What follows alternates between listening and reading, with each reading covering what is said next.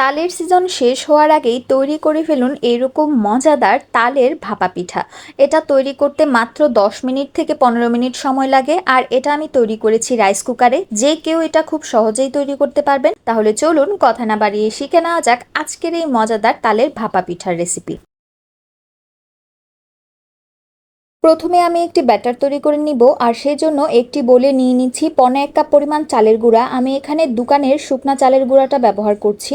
তারপর আমি এর মধ্যে দিয়ে দিব 1/3 কাপ পরিমাণ ময়দা, আরও দিয়ে দিব 1/4 কাপ গুঁড়া দুধ, কাপ চিনি, 1 teaspoon baking powder, 1/4 teaspoon baking soda, 1/4 teaspoon লবণ, 1/3 কাপ পরিমাণ কুড়ানো নারকেল, 1/4 কাপ সয়াবিন তেল। এই পর্যায়ে আমি দিয়ে দিব একটি রুম টেম্পারেচারে থাকা ডিম। এখন দিয়ে দিব 1 কাপ পরিমাণ জাল করে রাখা তালের রস। জাল করে রাখা তালের রসটা ব্যবহার করলে তালের রসে যে একটা তেতো ভাব থাকে সেটা থাকবে না।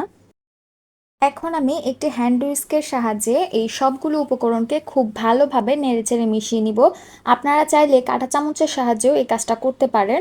আর কিছুক্ষণ এভাবে নাড়িয়ে নেওয়ার পরেই দেখবেন এই ব্যাটারটা খুব স্মুথ একটা পেস্ট তৈরি হয়ে গেছে। সবগুলো উপকরণ ভালোভাবে মিশিয়ে নেওয়ার পরে যদি এই যে দেখুন হ্যান্ড হুইক্স থেকে ব্যাটারটা এভাবে গা ছেড়ে ছেড়ে পড়ে, তাহলে বুঝতে হবে ব্যাটারটা একদম পারফেক্ট হয়েছে। আর যদি বেশি ঘন হয়ে যায় তাহলে এর মধ্যে আপনারা সামান্য নর্মাল পানি অথবা নর্মাল তরল দুধ ব্যবহার করতে পারেন। তবে আমার ব্যাটারটা একদম পারফেক্ট হয়েছে, সেই কারণে আমার এরকম কোনো কিছুই মেশাতে হয়নি। এখন আমি ব্যাটারটাকে সাইডে রেখে দিয়ে চলে যাব পরবর্তী স্টেপে।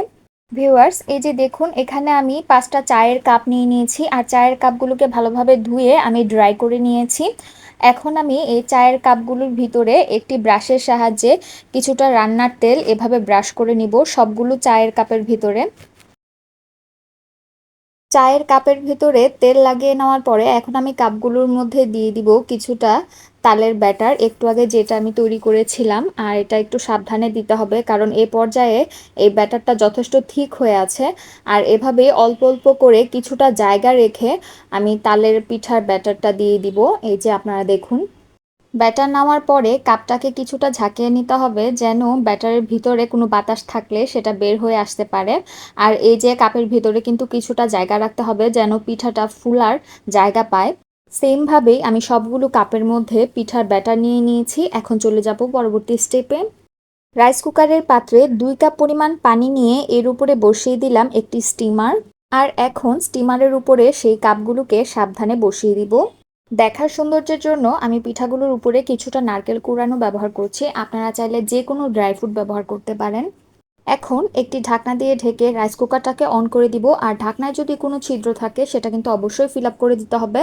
এখন অপেক্ষা করব 10 থেকে 15 মিনিট। ভিউয়ার্স, ফিরে আসলাম প্রায় 15 মিনিট পর। এই যে দেখুন পিঠাগুলো ফুলে কিন্তু একদম ডাবল হয়ে গিয়েছে, আর কালারগুলো কিন্তু অনেক সুন্দর এসেছে। এই পর্যায়ে আমি একটি টুথপিকের সাহায্যে পিঠাগুলোকে চেক করে নিব।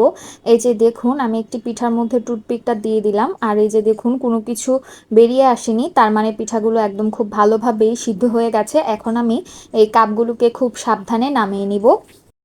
চার কাপটা ঠান্ডা হওয়ার পরেই একটি ছুরির সাহায্যে পিঠাটাকে এভাবে ঘুরিয়ে ঘুরিয়ে হাতের মধ্যে কাপটাকে উল্টোভাবে ধরলেই দেখবেন পিঠাটা হাতে খুব সহজেই চলে এসেছে। আর এই যে দেখুন ব্যাস তৈরি হয়ে গেল আমাদের ভীষণ মজাদার তালের ভাপা পিঠা অথবা ভাপা কেক। দেখলেন তো কত সহজে তৈরি করে ফেললাম। রেসিপিটি ভালো লাগলে বাসায় ট্রাই করে অবশ্যই আমার কমেন্টে জানাবেন। আর ভিডিওটি ভালো লাগলে লাইক করবেন, শেয়ার করবেন এবং সাবস্ক্রাইব করে আমার পাশেই থাকবেন। ধন্যবাদ।